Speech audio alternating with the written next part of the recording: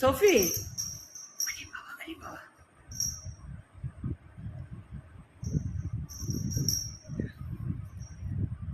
টুনটুনি, টুনটুনি, আব্বু, আরে বাবা, আরেকজন যাচ্ছে এদিকে।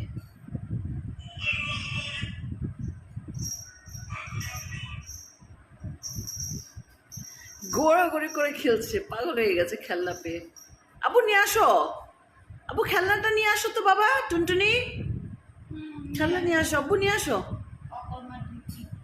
নিয়ে গেছে ওদিকে যে। আব্বু আসো না বাবা, টায়ার্ড হয়ে গেছে, টায়ার্ড হয়ে গেছে। আমার সোনামণি বাবা, এটা আমার আব্বু, আমার কলিজার টুকরা না তুমি?